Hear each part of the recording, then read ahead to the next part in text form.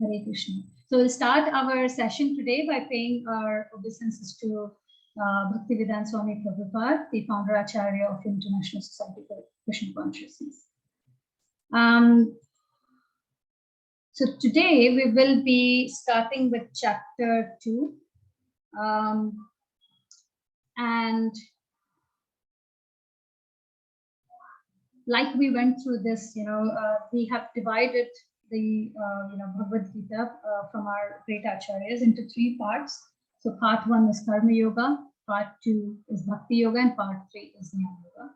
The first 6 chapters fall within the part 1, which is Karma Yoga. And we did the first chapter in the last 2 sessions, which was observing the armies on the battlefield of Kurukshetra. So today we'll be starting with the second chapter, which is the contents of the Gita summarized. Right? So first chapter, we saw that it was more of setting the scene, where Arjuna observes the army and he gets overwhelmed and not able to decide, whether to fight or not. Now, second chapter, so second chapter is more into, if we go into details, then we have divided this into 5 portions again to make it easy for us to follow. And we will be covering today the first portion, which is shloka number 1st to 10th, where it says Arjuna's indecision and accepting Krishna as Guru. Yeah.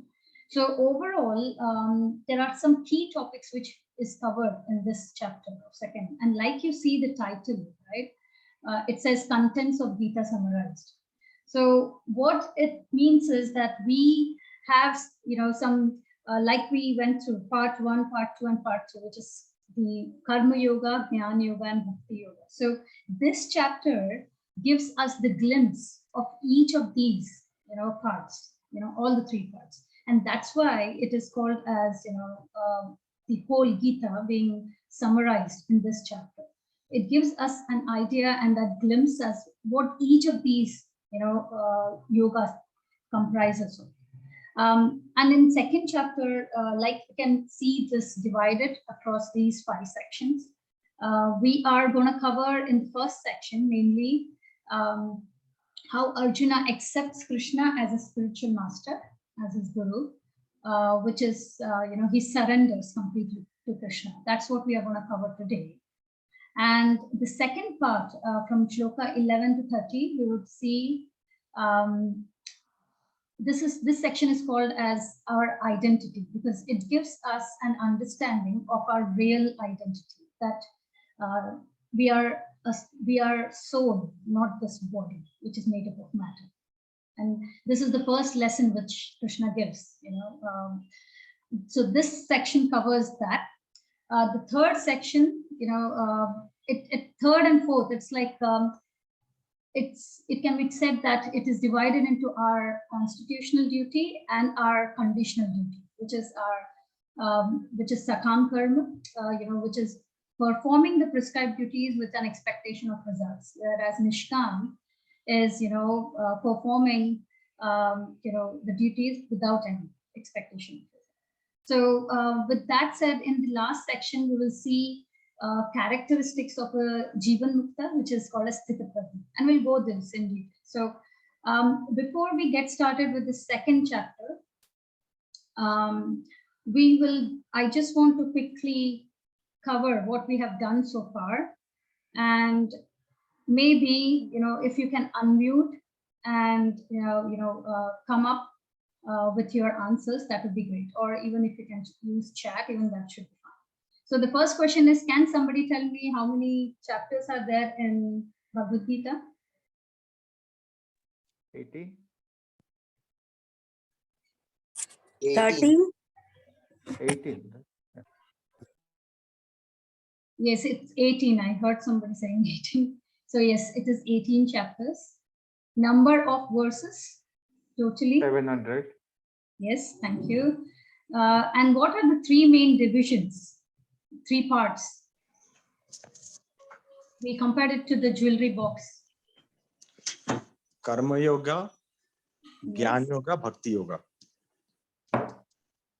Thank you. So Karma Yoga, Bhakti Yoga, and Jnana Yoga. And we have been doing this since our 9 sessions. So can somebody tell me what is the primary mode of worship in different yoga? We go through that shloka of Krate Yadhyato Vishnu. So can somebody tell me what in each yugas have been the primary worship? We'll start with Satyuga maybe. It's the meditation. Yes. Then comes Treta. Sacrifice. Sacrifice. Oh, yeah. Sacrifice. Dwapara, sorry. Deity worship. And Kali Yuga is? Kirtan. Yes, chanting of the Mahamantra, Hare Krishna, Krishna Krishna, Hare Hare, Hare Rama, Rama Rama, Hare. So, yes, so maybe, can somebody tell me if you remember the scripture which specifically highlights the chanting of Mahamantra from one of the Upanishads?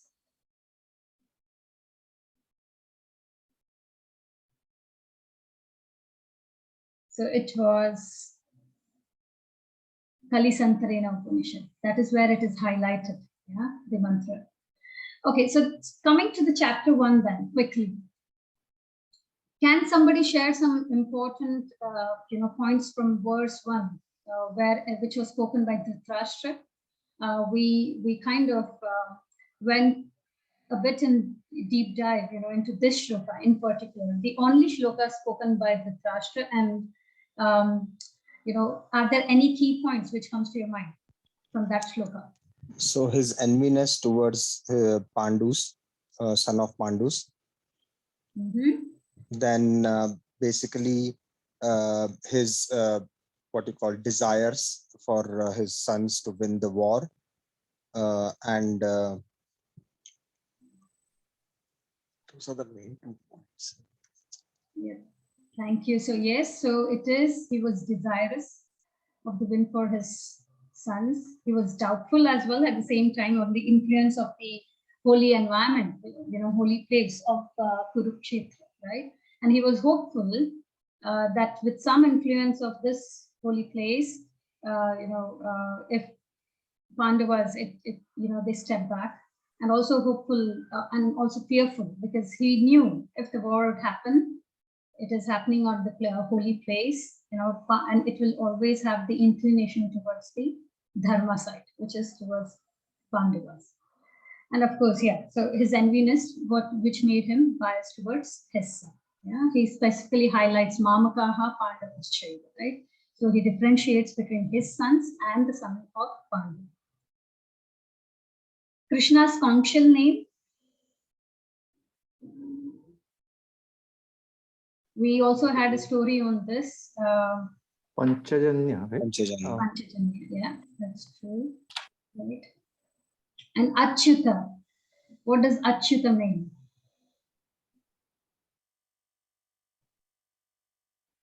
So we went through this as well in last session, where we saw that, Krishna never fails, right, to serve his devotees. He has that pleasure and affection. And we also, had, which is the following question, I think, is if, someone can give me few examples of Krishna being Bhakt Vatsalya.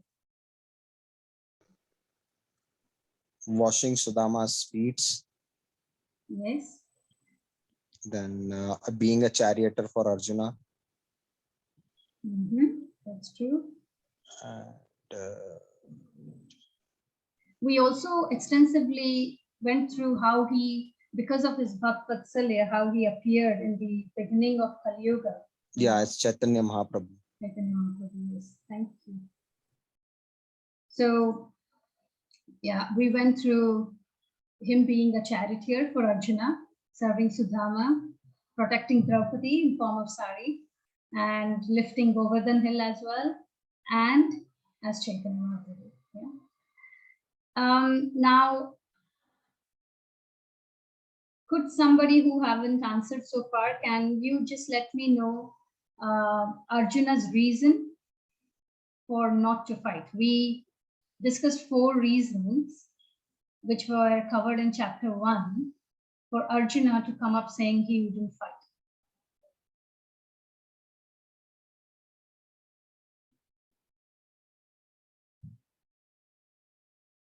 And we discussed the first reason being that it is something which should be rightly placed. It's a great quality in Arjuna, but it should be rightly placed.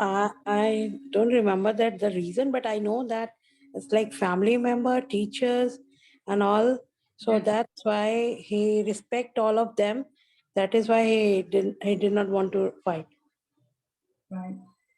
So with, yes, that was his compassion, right? We highlighted that as, Arjuna was really compassionate when he saw all the kind of different degrees of relatives and his friends on the battlefield. So first reason was his compassion. And then we discussed how he said that, if they win the kingdom, then there will be no enjoyment because he will not have his family members with whom he can enjoy with, right?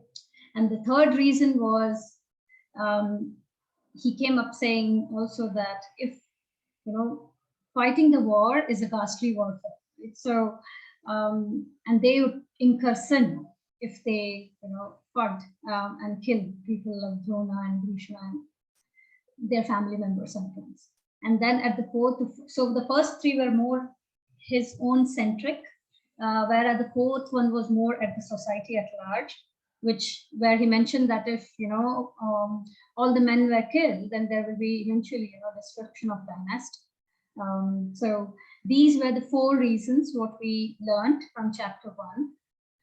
Now, today we will be covering the 5th reason as well, which is in the beginning of chapter 2. And these are the 5 reasons overall which Arjuna gives. And the 5th reason for him was the indecision, whether to fight or not. So what's the connection now between chapter 1 and 2? So we just discussed that how in chapter 1, Arjuna gave these reasons.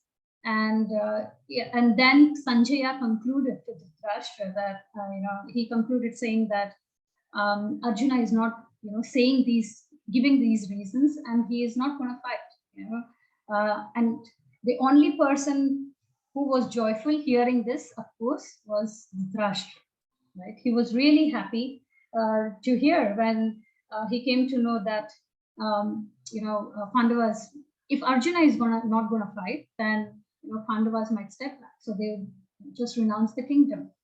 And seeing that kind of a smile, a bit of smile on Dhritarashtra's face, we know Sanjaya is a devotee, right? The first thing he recognized when we saw in chapter 1, when he started the shlokas, when the first thing he recognized on the field was Krishna. And Sanjaya, when he saw Dhritarashtra getting hopeful that Pandavas might step back and renounce the kingdom, he then started, describing how and reminding Dhritarashtra that Krishna is in there and how Krishna is now going to start talking to Arjuna to inspire and encourage Arjuna to fight. Yeah. So we also discussed last time that how it was eventually Krishna's plan, right? Overall, his plan to put Arjuna in this situation or in this illusion through Yogamaya, right?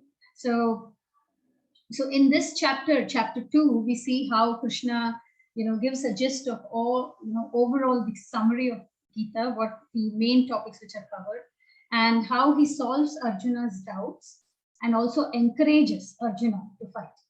Yeah. So we'll begin with the first shloka.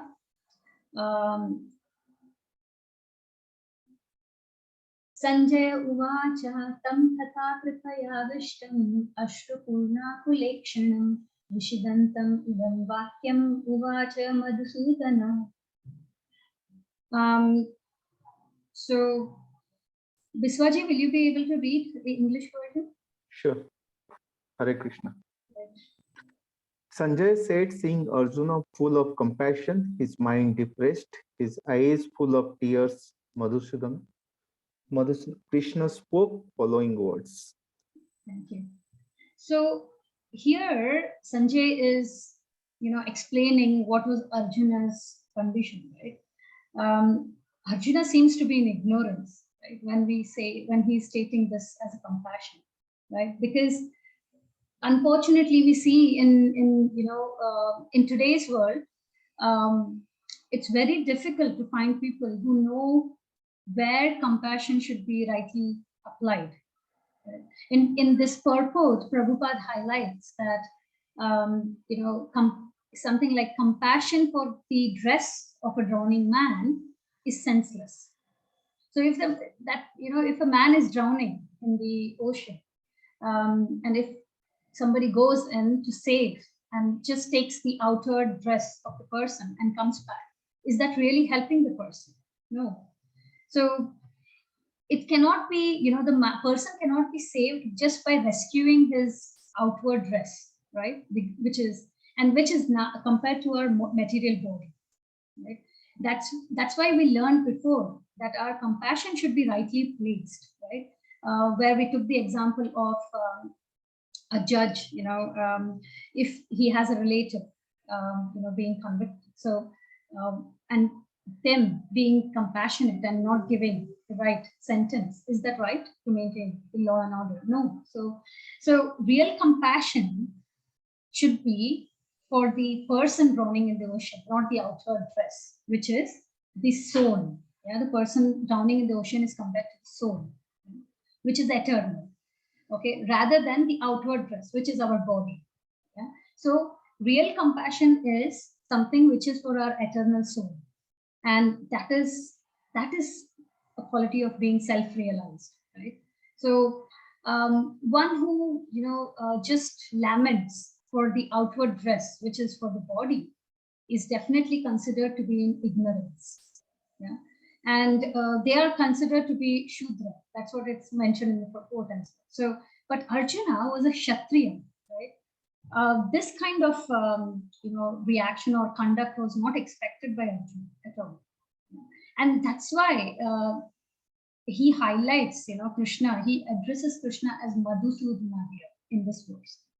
And last time we also went through how Arjuna will address in the course of Gita different names to Krishna, and each name in that specific verse has a specific intention to use that. And same thing with Krishna. He uses different names for Arjuna, and each has their own context with that shloka. So why Arjuna is calling Madhusudana, especially here, to Krishna, is because Krishna killed a demon called as Madhu. Yeah. So now Arjuna, wanted to highlight that, Krishna, you have been killing demons, and please, kill my kind of misunderstanding, because I'm shaken. So please kill that demon of misunderstanding in my mind, so that I can go ahead and perform my duty.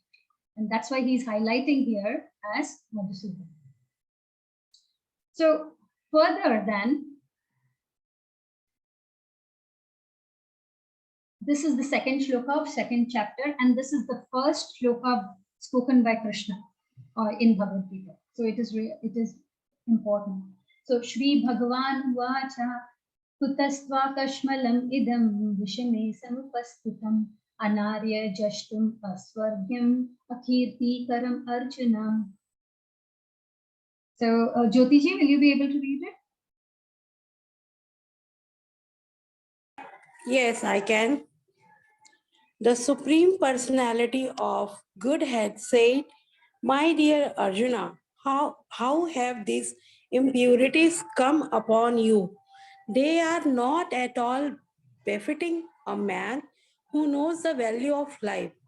They lead not to higher planets, but to infamy." Bhagavad-Gita 2.2. Thank you.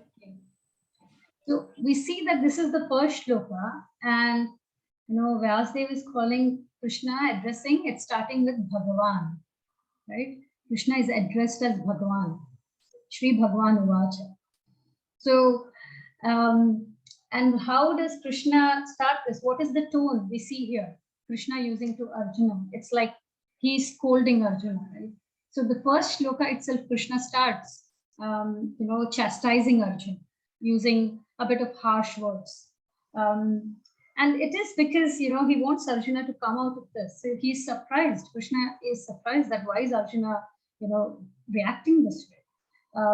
We see that, because he was so grief-stricken, Arjuna, and into depression, Krishna is using that kind of higher dose of harsh words, right? It's similar to, when we visit a doctor based on our disease condition, the doctor can just either give the medication, if the disease condition is at the lower level, the medication can help. But if the person is diseased at the higher end, there might be, that the doctor has to undergo a surgery, right? Why? Ultimately for the benefit of the patient. Right? So Krishna is kind of doing a straight surgery right now, straightly, jumping into chastising Arjuna, but at a stronger level, right? And when we see, Krishna is there, and Arjuna, Krishna is the Supreme Personality of Godhead, right? So Arjuna, him getting this lamentation, it's not befitting him as a Kshatriya. So therefore, Krishna is surprised, like I said, and that's why he uses that word, that kutastva. So from kutaha, right? From where are you getting, this impurities? Where have they arrived in? From where have they arrived? And he also mentions a word called as anarya here. Anarya jashtum aswar. So anarya is, so the word Aryan means that a person who realizes the purpose of life, who has the spiritual realization. And he's calling Arjuna as anarya, means that he's not expected to behave like an uncivilized man who doesn't know the real purpose, which is the spiritual realization. He's behaving like an anarya. That's what Krishna is highlighting. So although Arjuna was actually, a Kshatriya, right? But he was running away from his from his dharma, right? And how will Krishna establish the dharma if Arjuna is backing off, right? This is kind of like, a soldier at the war front and steps back. So this is like an act of being covered, right? So it is not befitting someone like great personality like Arjuna. It is definitely an act of not being anarya, right? So, and he also says that such kind of behavior, Krishna highlights that they lead not to higher planets, but to infamy, right? So, nor does it will give the opportunity for Arjuna to, after, this life to get into higher planets, and he will also lose his fame, right? And for a Kshatriya, that is a big thing, losing the name and the fame, right? It is, it's like Krishna is provoking anger in Arjuna to get back him into his senses, right? So this is, and when we say Bhagavan here, we also, I'm just briefly touching because this is really important so that we realize what, why Krishna is called Bhagavan. And, we did it in 9 sessions, how, that Krishna was recognized as Bhagavan. He himself in Gita has acknowledged that.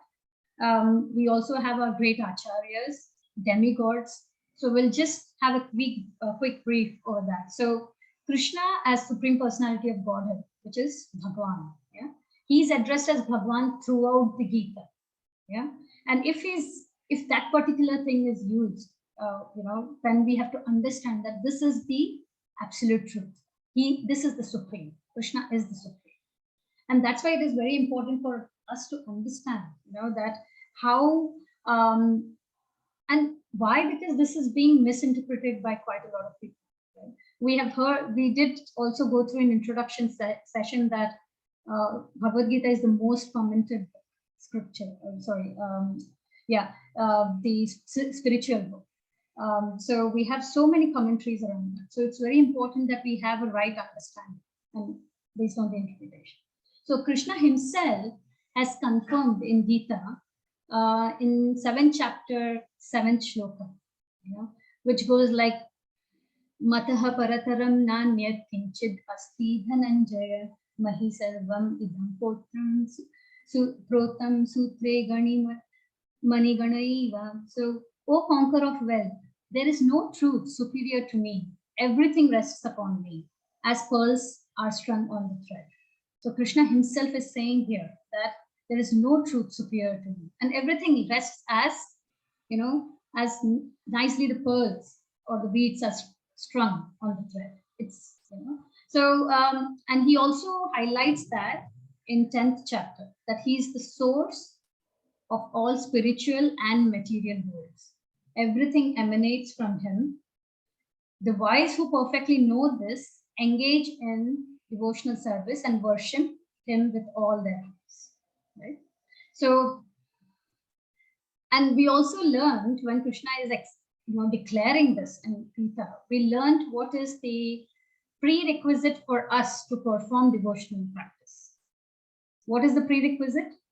He highlights in the 4th chapter, right? We learned that the prerequisite for someone to understand Gita is they have to either be a devotee and have a relationship with Krishna. Why did Krishna say this? Provide this Gita, the spiritual knowledge to Arjuna there, because he was his friend and a devotee, right? So we have to be first a devotee. We should have that faith, in Krishna as Bhagwan, Supreme Personality of Godhead, and then eventually we'll develop, that relationship. And we also learned from Padma Puran that how can we get this knowledge? Only through disciplic succession, through parampara, right? We went through that 4 sampradayas, which are authorized, and only when we get, the knowledge from these 4 sampradayas, it can be considered as authentic. So the last thing here I would just like to highlight is we learned the definition of Bhagavan as well, as what is Bhagavan? What is the Supreme Personality? Bhagavan means someone who has all 6 opulences in full. And what are these 6 opulences? All riches, all strength, all fame, all beauty, all knowledge, and renunciation. So these are the 6 qualities. So all the 6, the one who possesses all these 6 in full. In today's world, we see that some might be really very rich, right? Some might be really very beautiful. But we would see a combination of everything, all in full in somebody. And that is Bhagavan. All the 6 opulences in full is found only in Krishna. And that's why Krishna is called Bhagavan. Okay? So we also saw how not only Krishna acknowledged this and announced this in Bhagavad-Gita, but also how demigods accepted this, right? We went through, I'm just picking one of the scripture thing here, because we discussed this in detail before. So from Brahma Samhita, we saw that, how Lord Brahma, he says that Krishna, who is known as Govinda, is the supreme Godhead. He has an eternal, blissful, spiritual body. He is the origin of all. He has no other origin, and he is the prime cause of all causes. So he's the cause of all causes. When Brahmaji says here that he has an eternal, blissful, spiritual body, this is nothing but Sachidananda, right? Full of bliss, it's eternal, and full of knowledge. So Krishna's body is transcendental, not unlike ours, which is material. Right? And when we say transcendental, it is like, he can, any part of his body can do the function of the others. So for example, when we offer prasadam to Krishna, bhoga to Krishna, some people say that, why are you offering the bhoga? because Krishna doesn't eat, you know. But the thing is that because Krishna's, any part of his body can do any activity. And we know that just through a glance, just through his glance, he can create this whole material creation, right? So he can definitely eat the bhoga, you know, but he definitely eats it, not just by mouth like us. He can eat it through his eyes as well, because his body is transcendental, right? So if he can create this world through his glance, then he can do anything, right? So, and then we see Lord Shiva's prayer, Lord Shiva's, prayers, and how he mentions to Parvati that of all types of worship, worship of Lord Vishnu is best. And better than the worship of Lord Vishnu is the worship of his devotees, the Vaishnava. So Shivji's prayers clearly highlight the importance of devotees. So it's highlighted in Vedas that Krishna is not as much satisfied as when, you know, we offer yajna or sacrifice, you know, or offer ghee to these yajnas. The amount he gets satisfied if we, you know, if we feed the Vaishnavas, the prasadam. So we need to be really careful and make sure that we serve, you know, the devotees or Vaishnavas where possible, because Krishna definitely feels much more happy. You know? We also saw from Srimad Bhagavatam with this shloka, Ete chansa kalaha punsa Krishnastu Bhagavan Swayam Indrari Vyakulam Rupam Vridayanti Yuge Yuge. So this is from first canto, and we had discussed this. So this is the 28th shloka. And the previous all 27 shlokas, you know, explain different kind of incarnations of Krishna. And in the end, this is like a conclusion shloka, where it's highlighted that of all of the above mentioned incarnations are either planary portions or portions of planary portions of Lord. But Lord Shri Krishna is the original personality of God. All of them appear on planets whenever there is a disturbance created by the atheists. The Lord incarnates to protect the theists. Right? So we also briefly touched upon last class, you know, the different type of incarnations, different type of avatar. So the number of incarnations, there are many, you know, they are innumerable. And I had mentioned that it is compared in Srimad Bhagavatam to the waves in the ocean. So we can never count the number of waves in the ocean, right? It's innumerable. Similarly are the number of incarnations of Krishna. But these avatars, they are broadly classified under 6 categories. Yeah. We learned that, you know, Yuga avatar, Manvantar, Guna avatar, Purusha avatar, Leela avatar, and Chakravarsha. And we learned how Chaitanya Mahaprabhu was Yuga avatar. He came in Kali Yuga, so he was a Kali Yuga avatar, specific to establish the Yuga avatar. Right? So Srimad Bhagavatam also highlights Krishna as the original personality of God. And then this is the other aspect which we learned, that the absolute truth, you know, it is realized in 3 phases of understanding, right? So it's vadanti tat tattvavidas tattvam yajnanam adhyayam brahmeti paramahmeti bhagavan iti shabdyate. Learned transcendentalists who know the absolute truth call this non-dual substance Brahman, Paramatma, or Bhagavan. Right? So we learned how these are the 3 different levels, right, of absolute truth being realized. Wherein the Brahman is the effulgence of Krishna's body, right, the light. Whereas the Paramatma is the localized aspect, which is found in each and every atom. And the Bhagavan aspect is the topmost, which is the personal form of Krishna. And we also learned, you know, transcendentalists. So we see this word quite a lot, right? And who are these transcendentalists? What does it mean? These are the people who are not, you know, who are spiritually awakened. So who are not dealing with this material world, right? They are beyond, they are spiritually elevated. They can see the truth. Yeah. So they are the one who have confirmed this, that, absolute truth can be found in three aspects, right? Now we compared this to, the sunlight, sun disk, and the sun god, right? So the sunlight is nothing but the effulgence, the Brahman aspect, right? And the sun disk, when we go a bit closer, we see the sun disk as well. Sun disk is nothing but the Paramatma aspect. Yeah, it's compared to the Paramatma aspect, which is the localized aspect. And then comes, the Bhagavan aspect, which is the topmost realization, which can be, compared with sun god within the sun planet. So this is the way we perceive a sun, right? Either through that ray of, light, or through the disk when we see, and the sun god itself.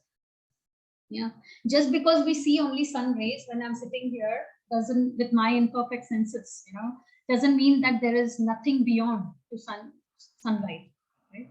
So so as we get closer, as we develop our understanding more, we see the variegatedness in each of these aspects.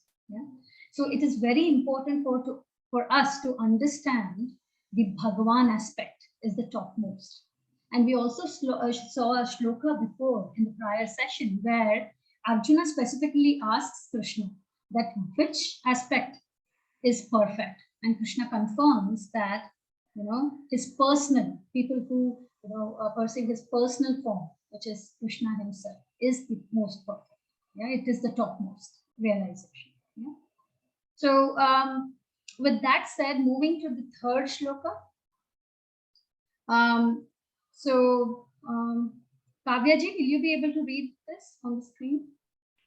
Yes. Hare Krishna. O son of Prath, do not yield to this degrading impotence. It does not become you. Give up such petty weaknesses of heart and arise, O chastisers of the enemy. Thank you. So Krishna is continuing his, that kind of surgery we were talking about. Right? He calls Arjuna impotent here. And it is such a big insult for a warrior, great warrior, and Arjuna. He's a Kshatriya. Right? To start with, he addresses Arjuna. Like I said, Arjuna addresses different names to Krishna, and Krishna here is addressing Arjuna, the name of, O son of Pratha. Right? Who is Pratha? It's Kunti Maharani. So Krishna is reminding Arjuna that, he's son of Kunti Maharani, Kunti Maharani is the sister of Krishna's father, Vasudeva, right? So Krishna is trying to remind Arjuna that they have a blood relationship, yeah? And he showing such kind of impotency would really bring such an infamy to the whole family cycle, right? So if it's like if he being a Kshatriya, it declines to fight, then Arjuna is, just for name's sake, he's a Kshatriya, right? Like if a son of Brahman acts impiously, yeah, which happens in today's world, right? So, but still, what happens is he's called as from a Brahman family just for the name's sake, but not by his behavior in reality, right? Now, Krishna calls Arjuna here impotent, again, to ignite that kind of anger in Arjuna, because it's like Kshatriya's main job is to protect, from people being harmed, right? Their job is that, and stepping back is, it's like being impotent. It's the key role they have to play. And Arjuna was declining to play his main duty of a Kshatriya. Right? So, and also, a short story behind this to trigger much more anger for Arjuna with calling him as impotent is Krishna reminding him of a past incident which happened. So we see that in, that Arjuna was, of course, someone who could travel all the three worlds, right? higher planets, lower planets. He was really careful. And once what happened was that he was, in the higher planets, there was an Apsara called as Urvashi. She was really the most beautiful, most attractive Apsara like that. And she got, attracted to Arjuna. And, she tried to approach him. And when Arjuna declined her, she cursed Arjuna that, he should become impotent. So that was a huge curse. And later we see that how, Indra then, came bestowed that this curse would only last for a year, right? But one of the things, he is raging that anger, being impotent is such an insult for Arjuna. And Krishna is reminding him of that incident where, it is such an insult to, even be called that, right? So, and here, anything that happens, Arjuna had that curse, and that was the worst curse he would get as Kshatriya. So, but we have to understand that anything from this incident, that anything which happens with a devotee is a great plan of Krishna in the background. So, what really this impotent curse, it really helped Arjuna when they were in exile in forest, and they had in the end 1 year of incognito, right? And how he, became a eunuch and he entered Virata kingdom there, and he could hide it. So this curse eventually helped him to complete that 1 year of incognito within the kingdom of Virata. Right? So anything that happens with devotees, we have to understand that it's immediate future, it might look really very bad, but Krishna has a great long-term plan behind it for us. Yeah, we will also face such difficulties, challenges, but as long as we have that faith in Krishna and we see Krishna's hand in helping us with a long-term benefit in such challenging time, then that establishes our faith, right? So that eventually, yeah. So what I'm trying to say is, even the curse turned out to be a boon for him in due course. But right now, Krishna is reminding him that that calling by that name, it's like triggering that kind of emotions within Arjuna, making him feel low. Yeah? So Krishna was really getting harsh, right? Strong. So with that, now we keep highlighting Arjuna was a Kshatriya, he backing off is not the right thing. So let's see what are, in brief, the duties of a Kshatriya. Right? So, and this is coming from the reference from Parasara Sutta, yeah, the scripture. So Kshatriya is the person who has to use violence to maintain law and order, right? They are like, it's like our police people right now, right? They have to, if a police, punishes, they have to punish the corrupts, right? To maintain the law and order. And they cannot step back, and not do their duty, right? It's very important to have a system and in place, good law and order. The administration has to be really strong, right? The government has to. And we can maybe quote an example here of one of the, Prabhupada, he came across one of the Buddhist guru, and they were having, we know Buddhism is completely non-violence, right? So Prabhupada asked a question to this Buddhist guru that, what if, some people try to misbehave or molest, one of your female devotees, because non-violence is the key within the Buddhism. So how would you react?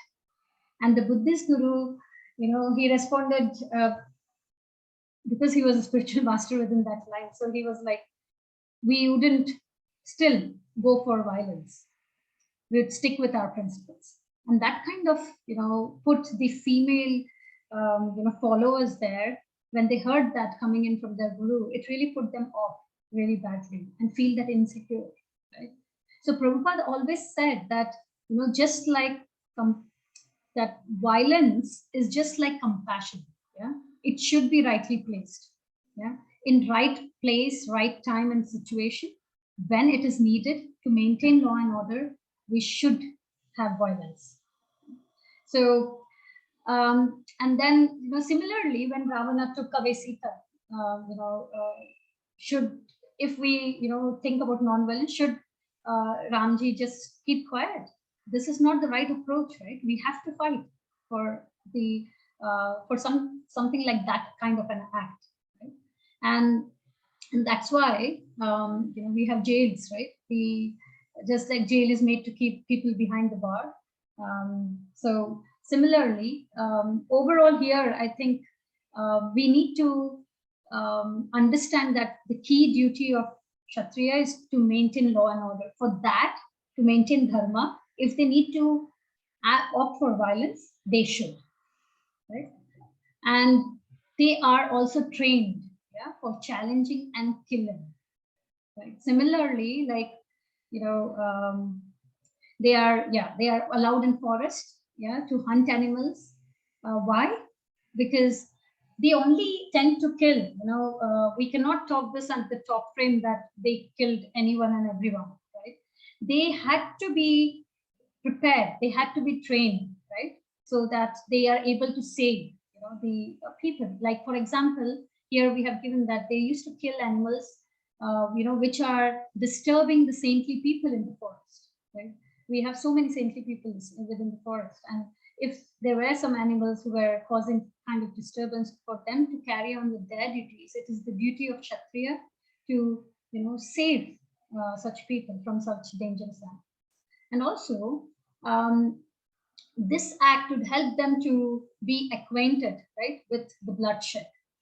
Otherwise, how would they be, no matter how much they are trained, if they are not, there is no practical experience, how would they be, really prepared to be bold to face that situation of seeing the bloodshed, the amount of bloodshed we can imagine coming out of Kurukshetra war with so many Akshaunis of Senas, right? There. Yeah. Similarly, like for a doctor, if they are not used to and not trained to see blood, how would they perform their activities? Right? So overall, yes, they have to be strong and fearless. So coming to the fourth shloka then, Arjuna uvacha katham bhishmam aham sankhe dronam cha madhusudana ishubhihi pratiyotsyami pujarhav arisudana. So Hari Krishna ji, I think you just will you be able to read the English translation? Yeah, yes, Mataji. Arjuna said, "O killer of enemies, O killer of Madhu, how can I counter-attack with arrows in the battle men like Bhishma and Drona, who are worthy of my worship?" Bhagavad-Gita 2.4. Thank you. So yeah, so it is quite genuine, right, when we hear this, that Arjuna is raising the concern that how can he attack superiors like Bhishma Pitama and Dronacharya? Right? They are the ones whom he has worshipped, right? They are worth of worship. He has been seeing them since child, right? And they are always worshipped. So, and even the tendency was such that even verbally, children shouldn't, the inferiors, the younger ones shouldn't be verbally also counter-attacking the superiors, right? That was the rule. So this is like physical attacking, verbally also we are not allowed to. So Arjuna is saying, how can he do it physically? It's a sin, right? So, and he specially calls Krishna here as Arisudana, another name, like Madhusudana, the killer of Madhu. So Arisudana is similar lines, killer of demons.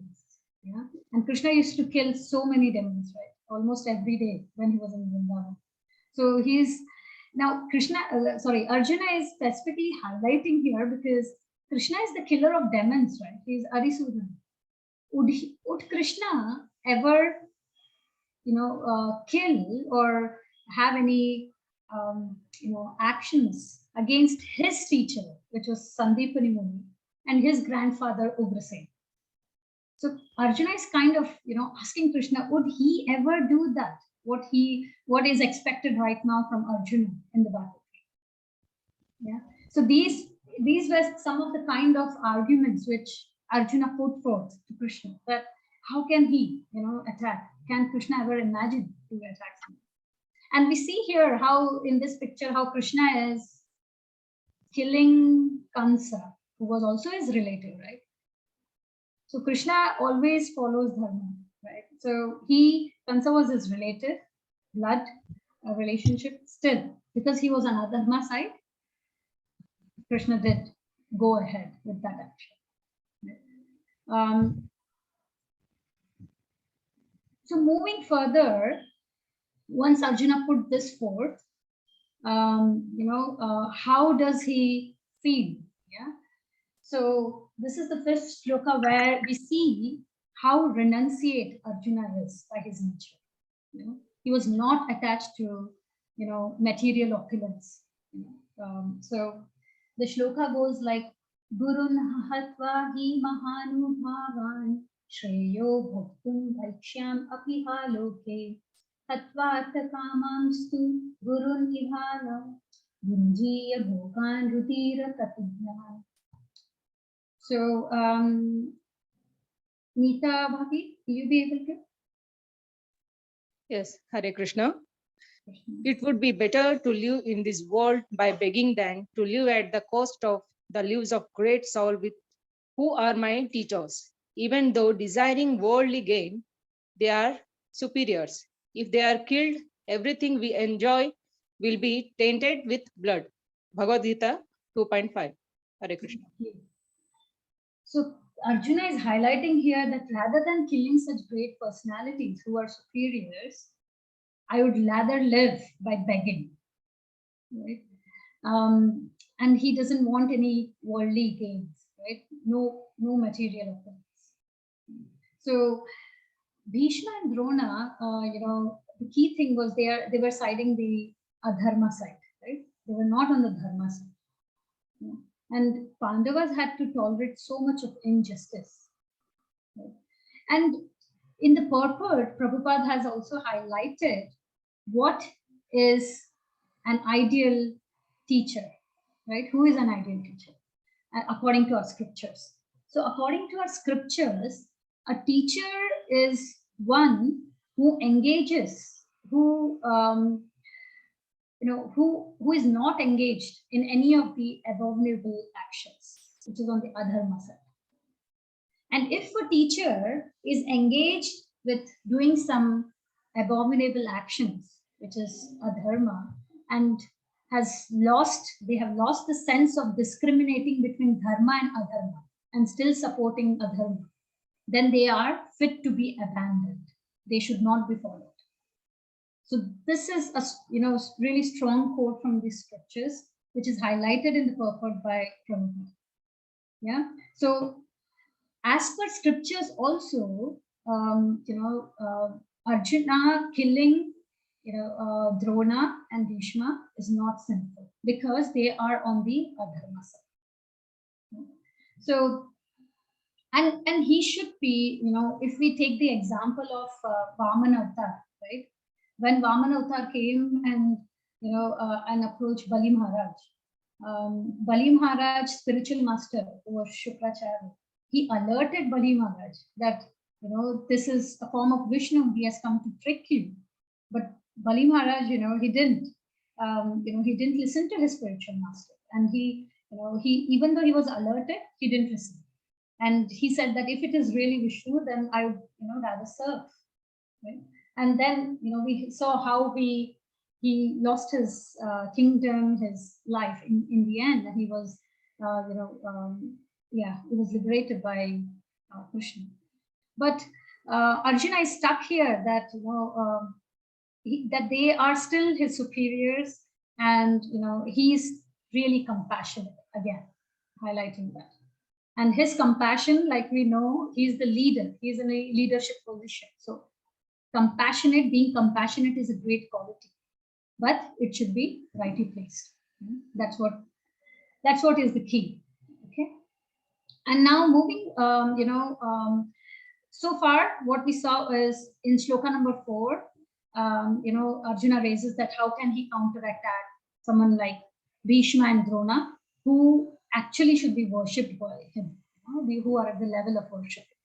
And then he comes up in 5th shloka that it's better for him to just live by begging, right? Rather than counterattacking such great souls. And this shows, that Arjuna's quality of being a renunciate. Right? He's ready to lose everything, and he's not attached with his opulence, with his wealth. He's rather ready to go ahead and beg, but not, compromise on killing, right, to his superiors.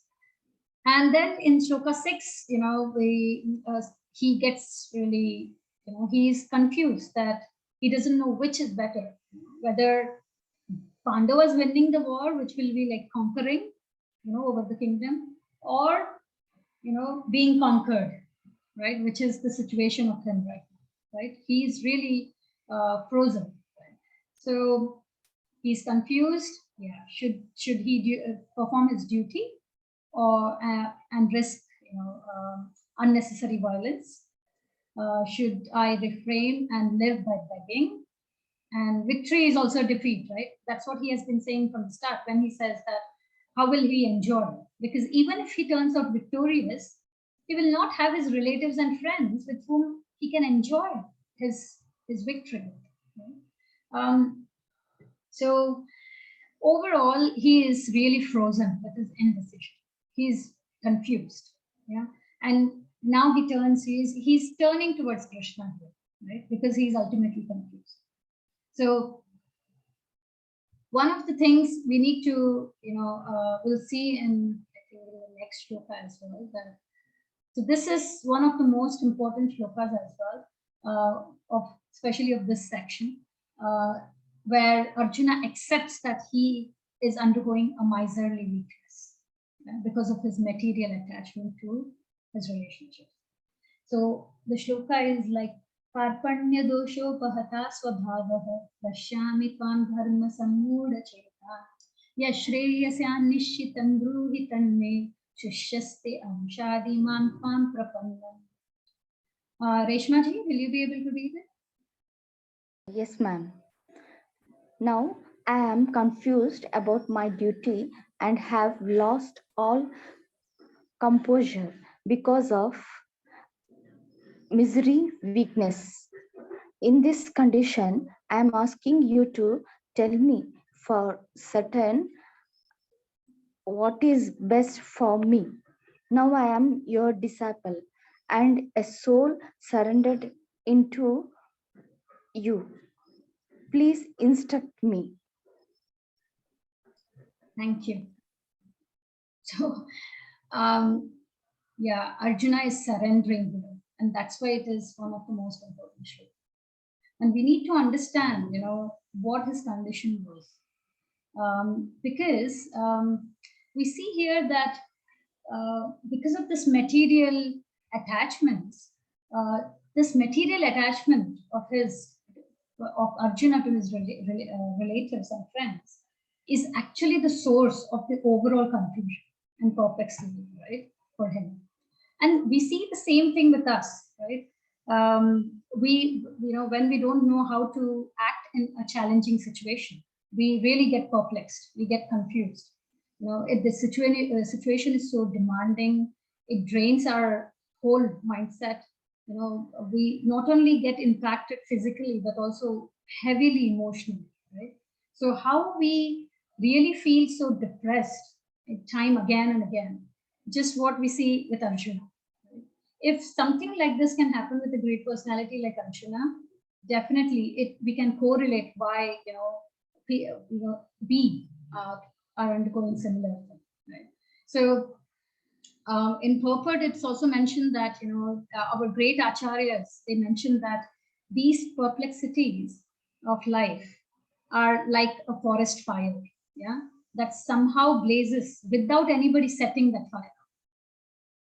Yeah. So similarly, in today's world, without us wanting to be in that situation, we end up being emotionally challenged, physically challenged, and such confusion.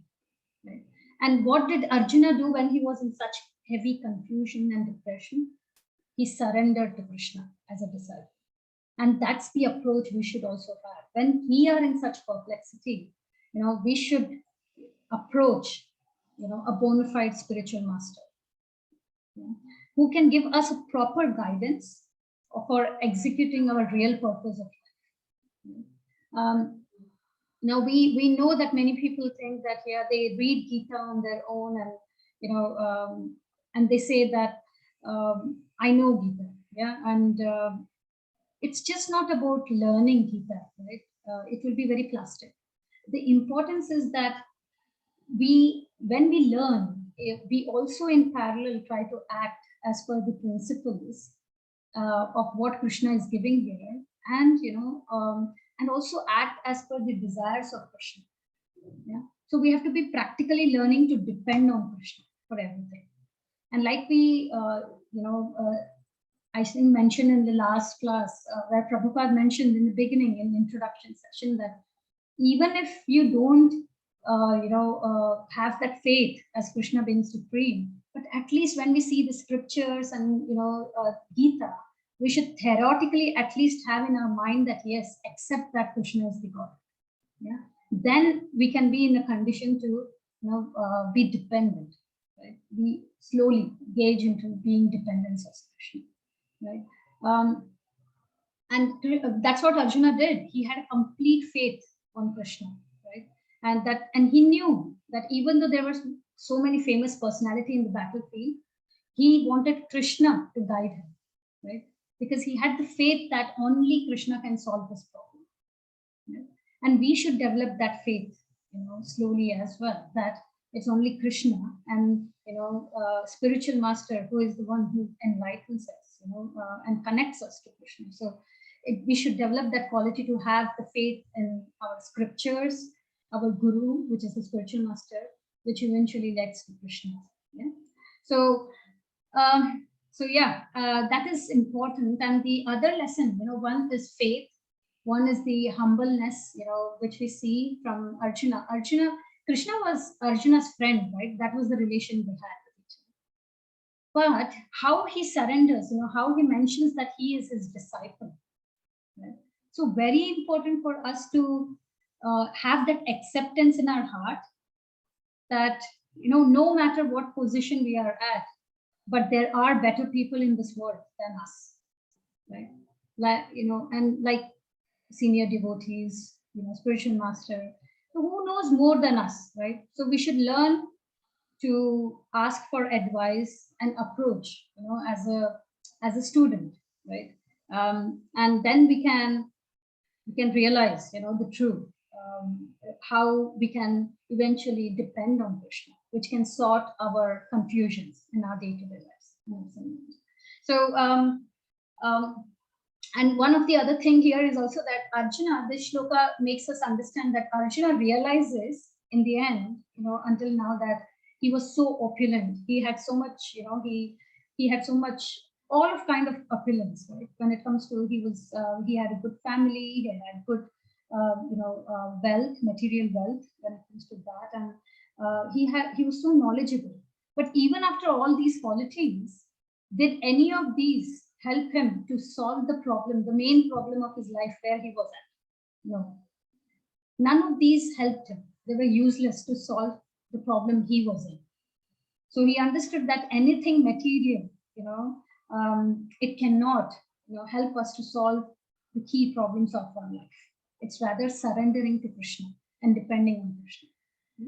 So here in this shloka, we have the word karpanya, right? So we have just, given an insight on what is the difference between a kripana, who is a materially attached person, and a brahmana. So I'll just quickly walk through this because I realize we are having time. So a kripana is a person they don't understand the main reason behind the problems of the life. They think, they have the mindset that they can protect themselves with any kind of problem, like we can see in the picture, as skin disease. So Kripana is someone who thinks that I can protect myself, I can protect my family members when I'm in trouble, that can protect us, and they lead the kind of, and superficial life where, something similar to animals. And we see a shloka from Mahabharata in the next slide. Whereas the Brahmana they have the real intelligence, that they utilize their human body, in spiritual realization, which is the one which can help to solve the real problems of life. Right? Arjuna could understand that his affection for his family members and his wish to protect them, right? He was trying to protect them from death, were the cause of his confusion and mistakes. Right?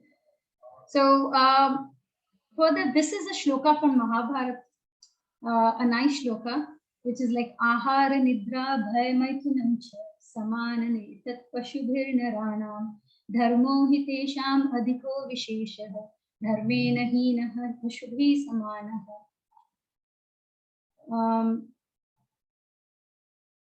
Harshita, are you around? Will you be able to read? Yeah. Eating, sleeping, mating, and defending. These four activities are common to both human beings and animals. The difference is that a man can search after God, but an animal cannot. Therefore, a man without that urge for searching after God is no better than an animal. Okay. So it's like being a Kripana, right? I said Kripana is someone who looks just at the superficial aspects, right? While Brahmana is the one who looks inside, within, which is soul, right? So we learned in those 9 sessions also was how precious is this human birth, right? And how important and how rare it is. Because we as human beings, it is within 84 lakh different species, right? It's very rare to have a human birth. And we have, as a human, we have a higher developed conscious. And why do we have that? To realize, our main duty is the spiritual duty, and realizing that Krishna is the supreme. And our main duty is to serve Krishna. That is the conscious. That's why we should not be wasting this precious human birth. And that's what is highlighted here in Mahabharata.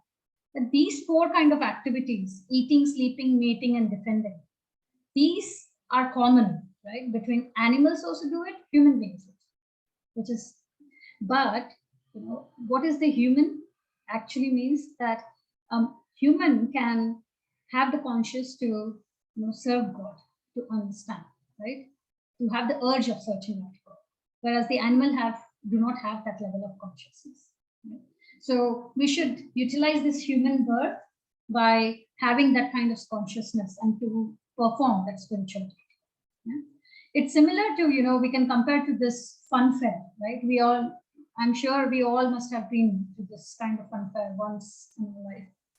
And we see how as children we used to get attracted so much. And we also see so many times, because it's so crowded, some children are also lost, right? They get lost. So similar is our condition, this kind of colorful, attractive. We are, attracted to such kind of glittering piece like this one fair. Yeah. So because we get attracted to such kind of illuminating, attractive piece, we forget that there's something beyond that. We forget our original position. So, and this artificial attraction, like this fun fair looks, we get lost within it, and we try to be happy in such artificial setup, whereas somewhere we should know that it's a temporary happiness. This cannot be permanent happiness. Right? So now Arjuna, being such a qualified person, he was into trouble. Yeah, he ended into trouble. So what does that mean? We learned that also, that we need, when we get lost, we need to have an external help. We need to extend our hand to an external help, which we correlated with this story, which was, 6 blind men and an elephant, where each of them interpreted with their limited, imperfect senses. When they touched the elephant, one person came up saying, this is like a wall, it's really hard. One person said it's a tree when they got hold of the legs. One person holded the tail and he thought it was a rope. So we, with our imperfect senses, we cannot see, the reality. And the person who can guide us to that reality is a spiritual master. Right? So if we really look around and start analyzing, we'll really be able to see and understand how, certain things, how Krishna is the creator behind everything. Right? Every one of us need a guru, right, to guide us to that. And we learned how great personalities like P.T. Usha, even a doctor, everybody, they need a guru, right? So if that is the approach we have, so specific to have a trainer, a guru, to show us the right actions and direction for professional, then we have to think how much spiritual is more grave, right? So it's spiritual matter is much more difficult. And yeah, and Krishna also showed us, right, that he himself, being Supreme Personality of Godhead, he also approached the Guru, which was Sandeep Menu. Okay, so with that said, just a quick thing. So Shloka 7, we saw how Arjuna got really confused, an important shloka where he accepted his material weakness and surrendered, to Krishna. And 8, that he doesn't find any means to get away this way. And in the 9th shloka, he accepts that, I will not fight. Now what is the problem here? That although Arjuna is standing along with Krishna, he's still suffering. Krishna is next to him, still he's suffering. Why? Because Arjuna is not aligned with Krishna, right?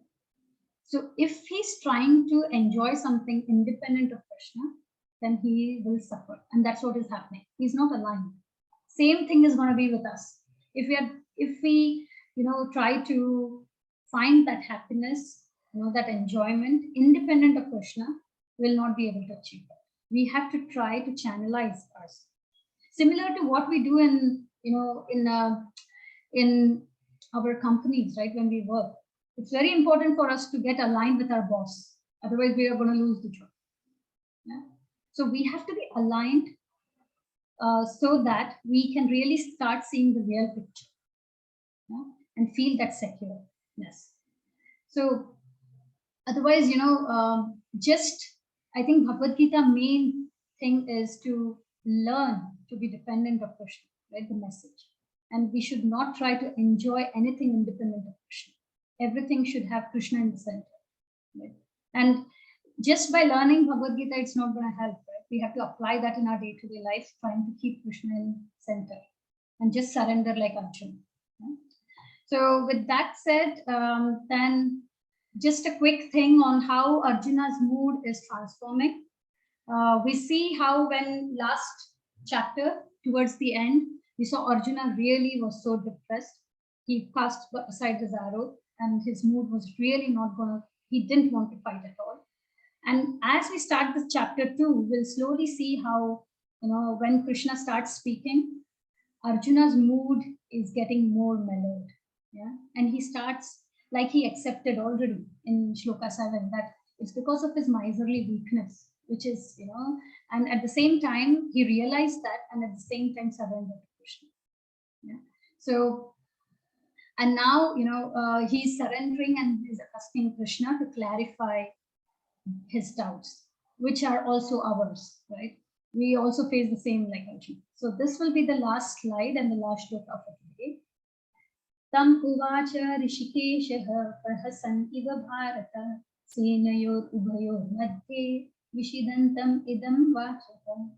O descendant of Bharata, at that time, Krishna, smiling in the midst of both the armies, spoke the following words to grief-stricken Arjuna. So now Sanjay is trying to make Dhritarashtra smile from, to start, not make him smile. So getting him back, and we see how Dhritarashtra's smile goes down when he's trying to project that, okay, don't be too happy, because now Krishna is going to start, telling, solving Arjuna's doubts. Yeah. So far we see that until a certain time point, of this chapter, we see that how Krishna and Arjuna, their talks were more at the level of being friends. But in due course, we also saw at that how Arjuna surrendered, and Krishna at once, he takes up his, the position of Guru, and there are no more casual talks anymore. It's going to be more, formal, where Krishna assumes the role of the Guru and Arjuna as a student. Yeah? So Krishna will talk with more gravity, because it is required to take out Arjuna's fear. Yeah? So with that said, just with this slide, like we saw this before, this lists all the 5 reasons which Arjuna gave why he did not want to fight. So compassion, no enjoyment, sinful reactions, and destruction of family tradition. And today we covered the 5th reason, which was the indecision. Right? Now you can see in this that how Krishna will address the answers to Arjuna's reasons in the shlokas in 2nd chapter.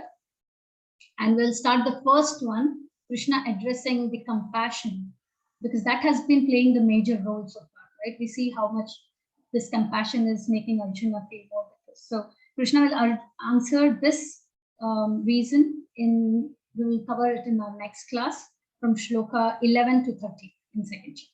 Yeah. So with that said, I'll stop here and open the floor if anybody had any doubts.